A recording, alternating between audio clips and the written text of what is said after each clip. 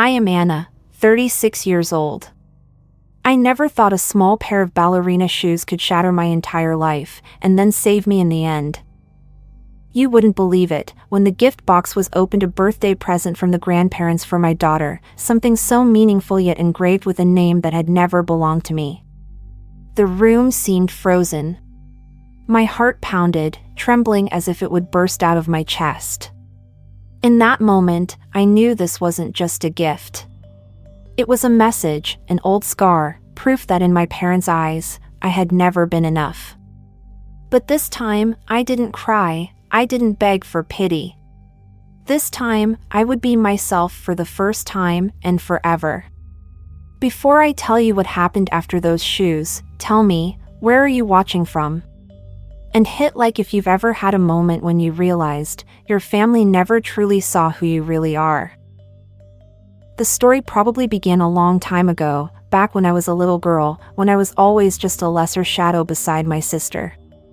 And maybe it was that exact moment when I saw my daughter's birthday gift box, a pair of shoes engraved with the name Sophia, that all those childhood memories rushed back, like a wound I thought had long healed suddenly tearing open again.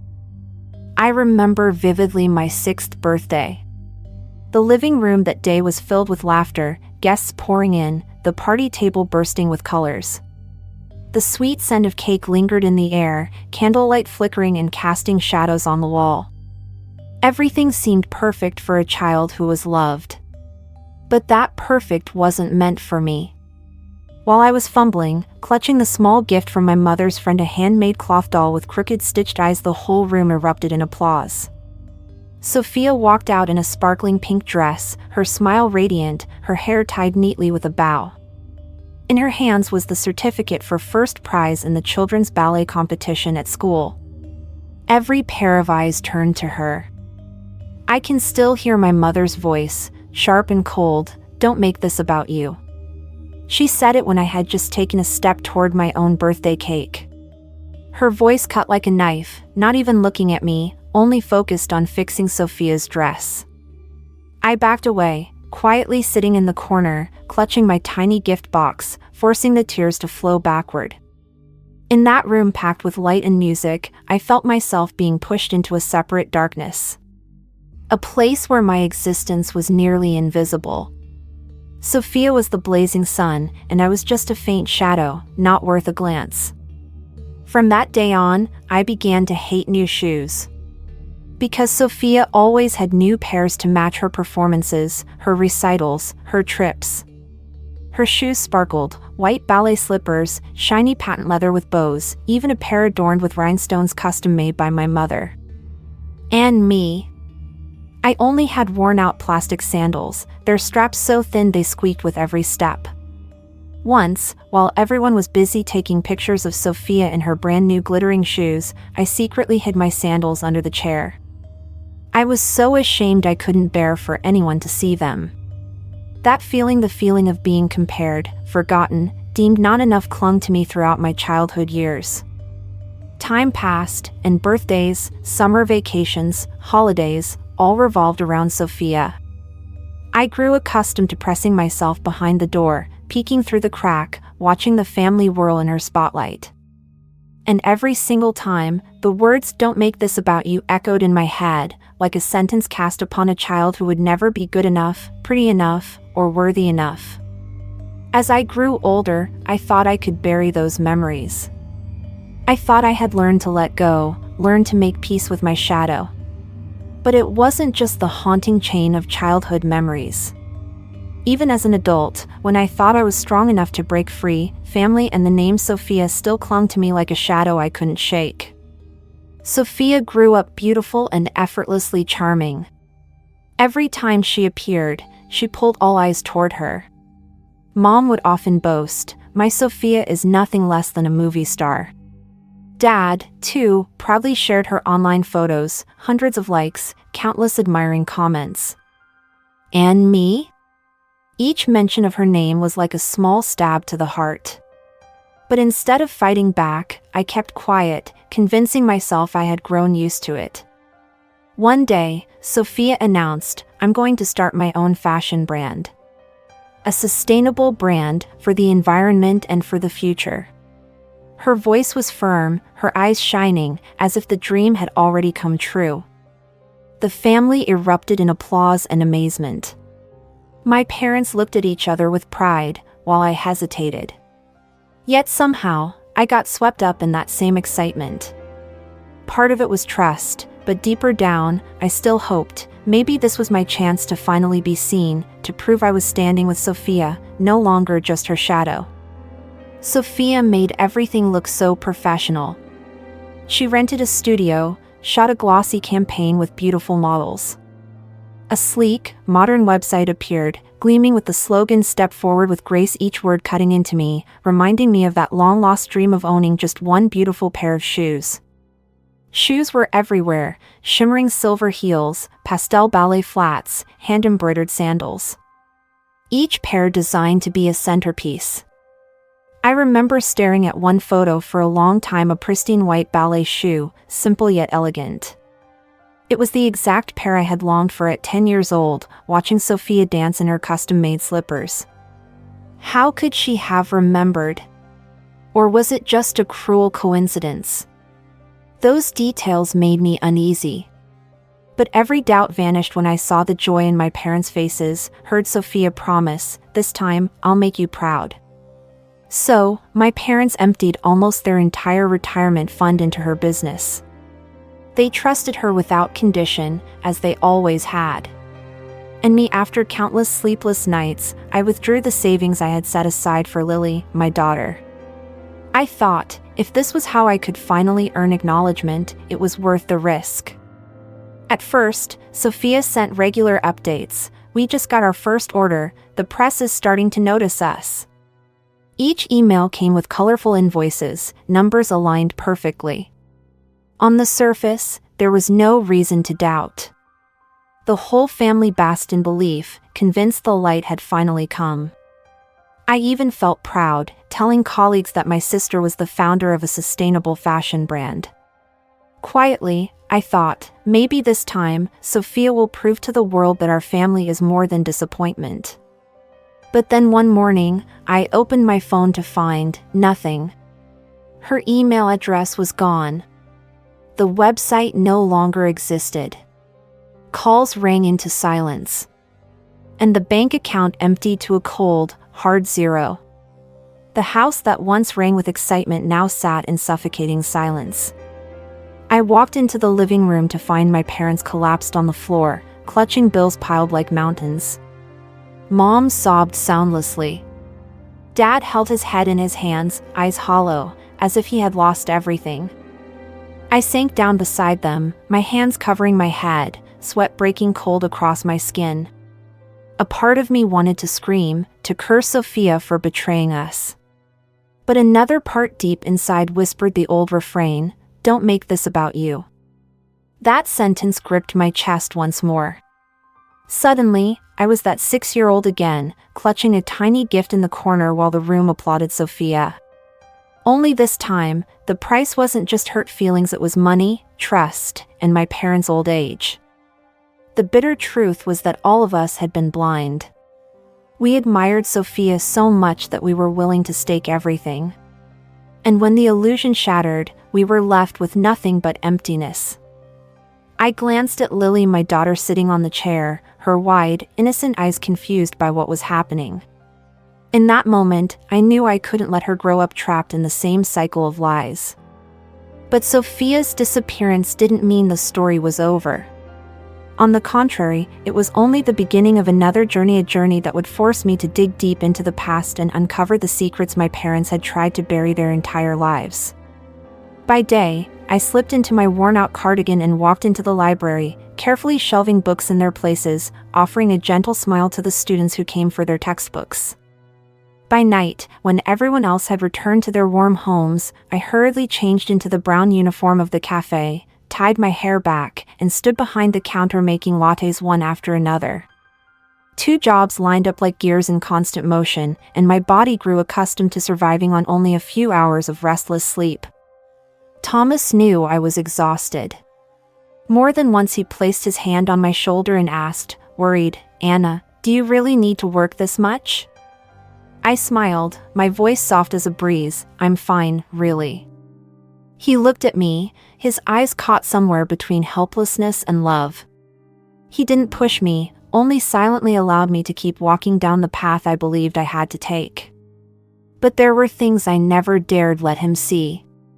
Every morning, before leaving for work, I would secretly open the drawer, take out the neatly folded bank letter, read it quickly, then hide it back between stacks of thick books. The debt collection messages, I deleted them in a hurry, before Lily could accidentally catch sight of them. I tried my best to keep the small house warm, to make sure my daughter's laughter never got tainted by the fears of adults. One afternoon, I sat in the bedroom, sunlight slanting through the curtains. In my hands was a pair of sneakers with frayed edges, the heels worn down to the point the white inner lining peeked through. I turned them over, my calloused hands trying to hide the truth. These shoes could no longer carry me much further. Then the phone rang. My father's voice came through, raspy and trembling. "You're the only support we have." I closed my eyes, swallowing hard. The screen showed the amount that needed to be transferred, so large that my heart sank. Yet I still typed in each number, watching my account balance drop lower and lower, my hands trembling without pause. At moments like that, I wondered, is family love always a rope that lifts you up, or can it sometimes be the very weight that pulls you down? I had no answer. I only knew I couldn't turn my back when my parents called my name in desperation. In the kitchen, Lily sat coloring, her tiny hands stained with markers of red and green. She looked up and smiled. "Mommy, do you think it's pretty?" I smiled back, praised her, then quickly turned away to hide the tears in my eyes. I was terrified she might notice the dark circles under them, might see how I was slowly wearing myself out just to keep everything from falling apart. Late that night, as I closed the ledger, I realized there wasn't a single dollar left in the savings account I had set aside for Lily. In that instant, a sharp pain cut across my chest like a cold blade.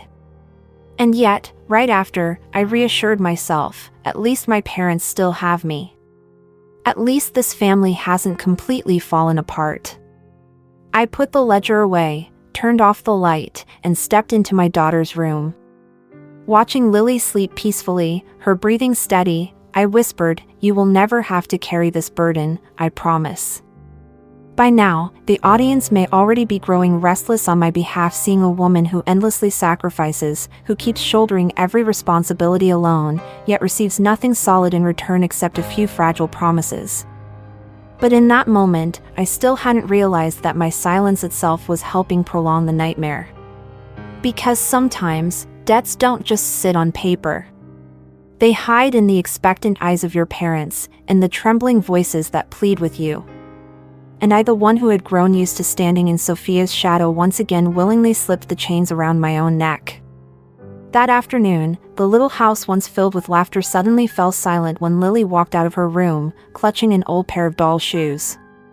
Sunlight streamed through the window, glinting against every etched line on the worn leather, making 3 delicate letters stand out: Sophia. She lifted her innocent face toward me, her voice chirping as if she had no idea that every syllable she had just uttered froze the entire room. "Mommy, who is Sophia?" I froze. In that moment, my heart sank, then clenched as if an invisible hand had tightened around it. The air around me thickened like smoke, each breath turning short and shallow. Thomas glanced at me, his brow furrowed. He slowly stepped closer, resting his warm hand on my shoulder, as if to remind me I wasn't alone. But that warmth could not soothe the storm brewing inside my chest. Quietly, I lifted his hand away and turned, walking into my room. The door closed behind me, and I collapsed onto the edge of the bed, the shoes still pressed tightly in my arms like a bomb waiting to explode. My trembling fingers brushed along the stitching on the edges. The name Sophia engraved so deeply felt like it was mocking me, forcing me to remember the years when I had been nothing more than a shadow in my own home. I closed my eyes, and it was as if the memories were ripped out from where I had buried them. Sophia's image spun through my mind, the radiant girl with golden hair, a puffy dress, glittering doll shoes, the same style, the same color as the pair lying before me, proudly stepping past me on my 12th birthday. That day, instead of birthday candles, all I saw was myself standing in a corner, invisible, watching every gaze, every wish, every smile pour onto Sophia. These shoes weren't just an old item. They were the evidence of every time I was overshadowed, of every sting of humiliation that had sunk deep into my skin. And now, they appeared in Lily's hands, my daughter, who should have been surrounded by pure air, untouched by the past. I pressed the shoes tightly against my chest, my breath quickening. The confusion that had gripped me moments ago quickly transformed into something else, rage. I was angry that Sophia still seeped into my life, angry that her name, her face, her past would not release me. From the living room, Lily's voice bubbled as she chatted with Thomas, no doubt excitedly sharing that she had found a little treasure. I could hear her laughter, innocent and bright. But instead of letting that joy seep into me, my heart only pounded harder, faster, as if warning me that an eruption was inevitable. The shoes in my arms felt unbearably heavy, not just because of the worn leather, but because they carried the weight of an entire forgotten childhood, an entire life lived under someone else's shadow. Deep down, I knew this moment was only the beginning. This tiny spark was bound to ignite into a raging fire. And when I finally lifted my head, my eyes caught the mirror across from me. In it, my face was gaunt, my eyes bloodshot, but beneath them flickered a new light, no longer resignation, but the signal of a storm about to break. Just one pair of shoes, yet they had awakened everything. And I knew I could no longer run. And from that moment, from the spark that flared so suddenly inside our quiet home, I realized the truth could no longer stay buried. Sophia, the name I had tried so hard to silence, would not stop haunting me until I confronted it. And that was the moment everything truly began to slip out of my hands. That night, while cleaning out a drawer to find a few missing tax papers, I stumbled across a bundle of old envelopes tucked inside a stack of documents. My heart pounded when I recognized my parents' familiar handwriting. I pulled one envelope out, carefully opened it, and inside was a transfer receipt, sent directly to Sophia. I froze. More envelopes followed, one for every month. The numbers were written clearly, consistently, proving my parents had been secretly sending Sophia money for years. My breath caught in my throat. So they knew. They knew Sophia had taken all the money, lied, and pushed me into debt. And instead of confronting her, instead of protecting me, they chose silence, leaving me to shoulder it all alone. My hands trembled, the paper slipping and scattering onto the floor like knives, shredding what little trust one still had left. Questions rang in my head. Why? Why me? What had I done to deserve carrying all of this? I grabbed my phone, and my mother's number lit up the screen. Just one tap, and the ringing began. My chest felt like it was about to burst. Hello? Her voice was the same soft, familiar tone. But I couldn't hear any warmth in it anymore. I gripped the receiver tightly, my voice hoarse. Mom, why? Why are you still sending Sophia money? Why did you let me drown in debt, live like this? There was a pause on the other end, then a long sigh. Anna, Sophia is so fragile. She doesn't know how to manage, she needs help. But you're stronger. You can endure. I knew you would get through it. Every word she spoke fell into my ears heavy and bitter. I bit my lip until it bled. One tear escaped, followed by more I could no longer hold back. My whole body shook as I cried, like a child again. Mom, I'm not the living safe of this family. I'm not. My voice cracked, tangled with sobs.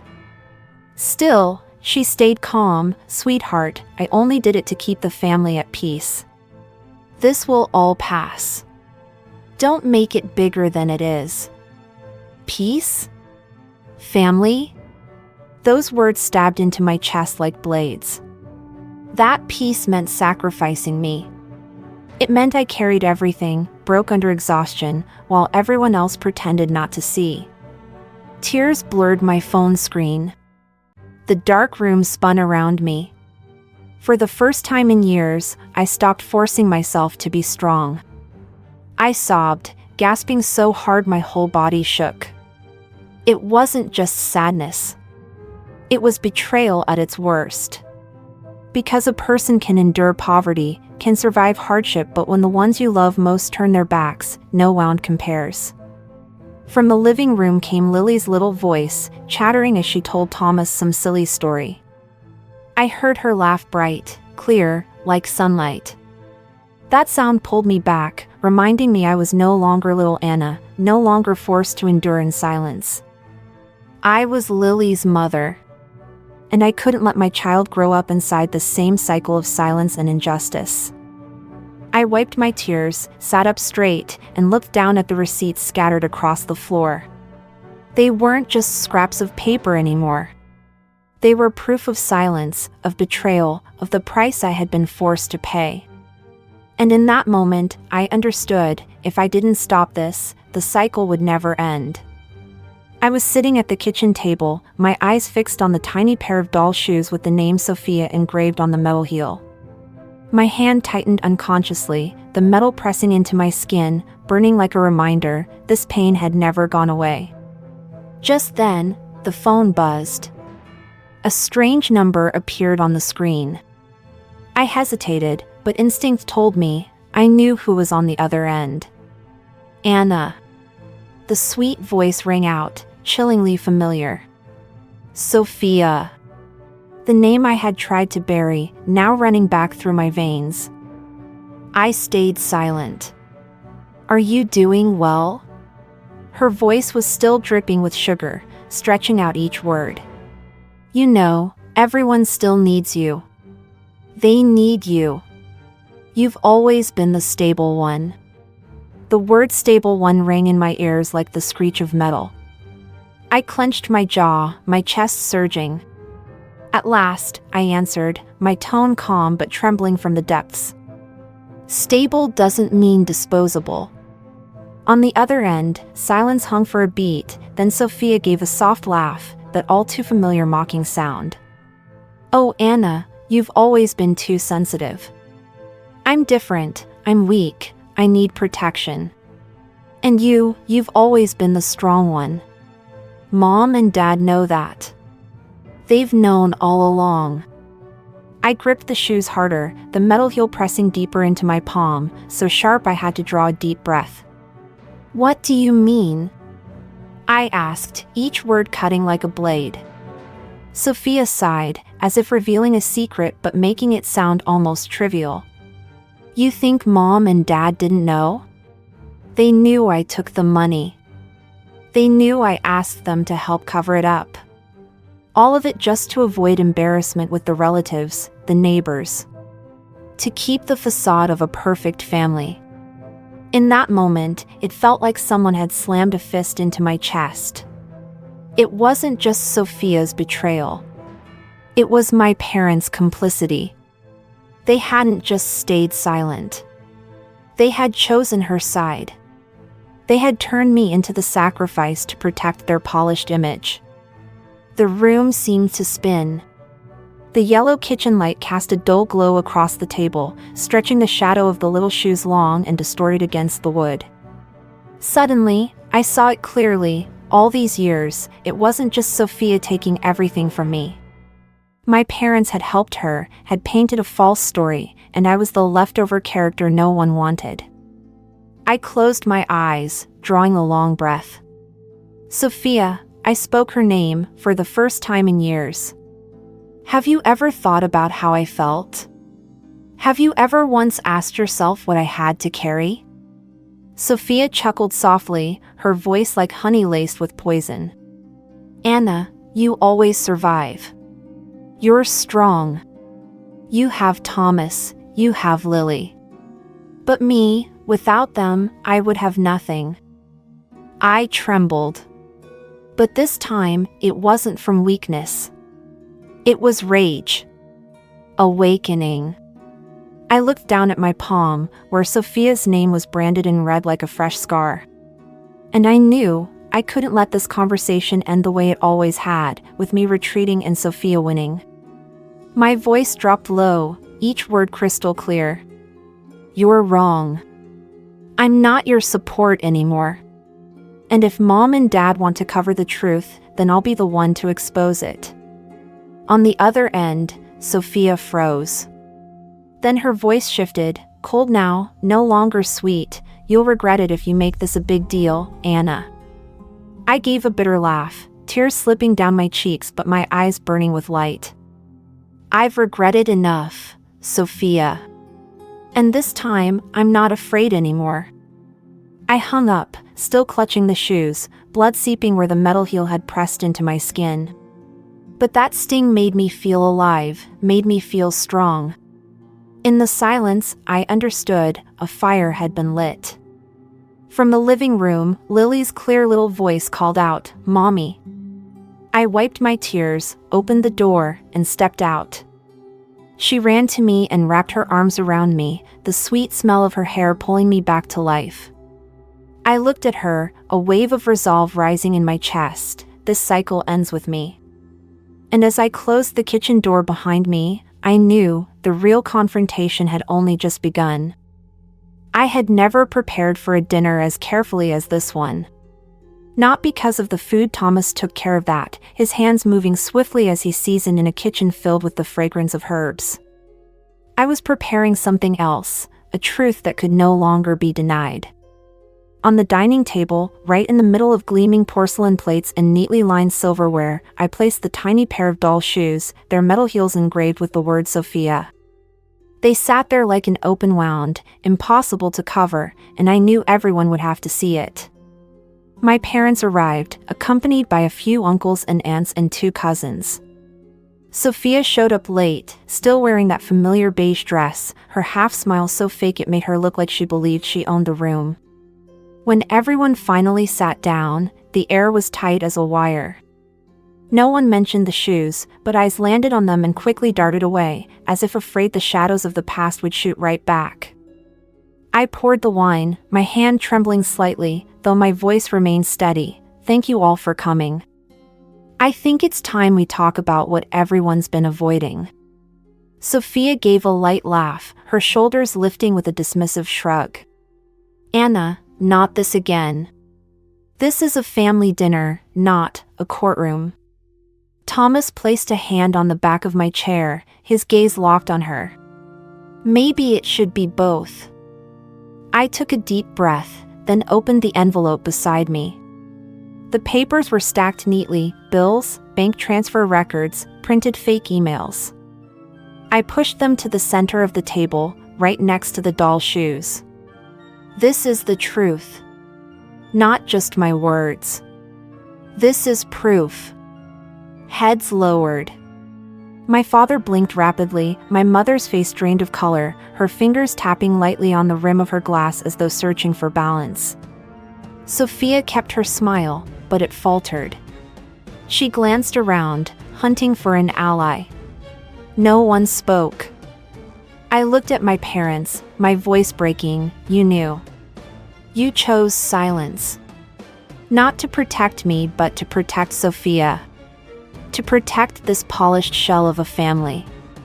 My mother set her glass down, her voice unsteady. Anna, you don't understand. At the time, we had no choice.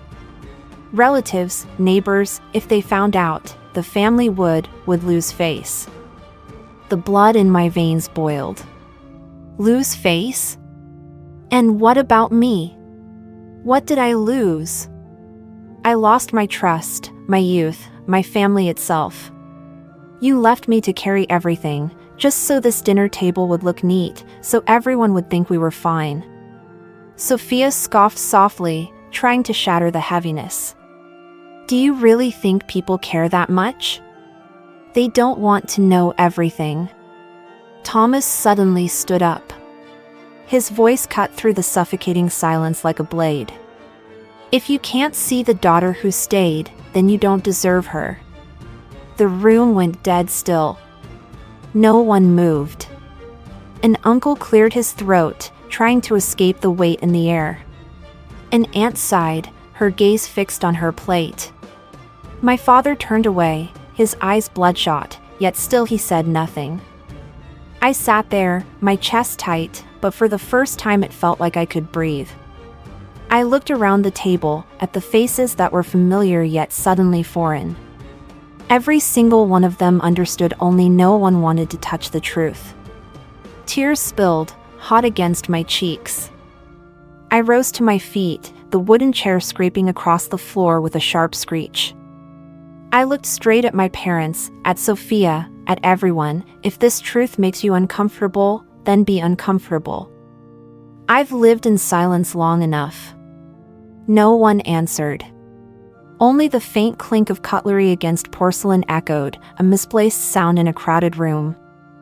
I turned away, leaving the table, my vision blurred with tears. Lily ran in from the other room, her tiny hand slipping into mine. I looked at her, and in her eyes I saw the innocence I no longer had. I knew then I wasn't doing this only for myself, but to make sure she would never grow up trapped in the same cycle of lies. I glanced back one last time. The doll's shoes still sat on the table, beside the stack of papers. They were small, but their weight was suffocating the entire room.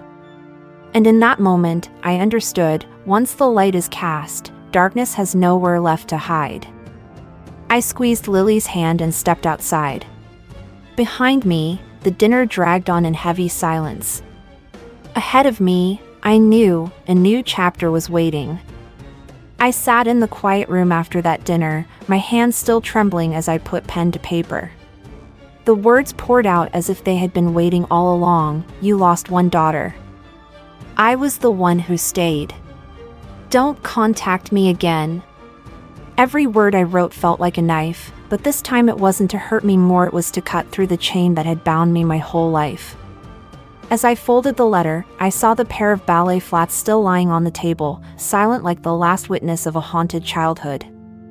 I picked them up and placed them in a small box. Those shoes had once suffocated me, but now they were nothing more than evidence, a reminder that I had survived, and that I chose not to carry them any further. That night, the air was cold, the streetlights spilling across the damp pavement. I stood at my parents' front door, the box in my hands. My heartbeat slowed, each breath frozen. I set the box down on the step, my fingers letting go gently as if I were releasing a piece of memory. In my mind, the scene played in slow motion. The moment my hand left the box was the moment I felt a hollow space open inside me. I didn't knock. Not a word of goodbye. Only the sound of my footsteps against the tiles, each step pulling me farther from the past. I didn't look back, because I knew if I did, I would see my reflection in that familiar window, the reflection of a daughter who had once tried desperately to be enough. Lily held my hand when I came home. She asked softly, "Mom, are you okay?" I smiled, brushing away the tear on my cheek. "I'm okay. From now on, we'll be okay." Her innocent eyes shone like a lantern lighting the road ahead. I knew this decision wasn't just about freeing myself, it was about giving her a different kind of family, one built on truth and peace above all else. Forgiveness may come, or it may not. But cutting ties, letting go, reclaiming freedom, that was what I had to do. If you've ever had to choose between family and peace, you'll understand that sometimes the bravest thing isn't staying, it's walking away. In the silence of the night, I could feel a new chapter begin.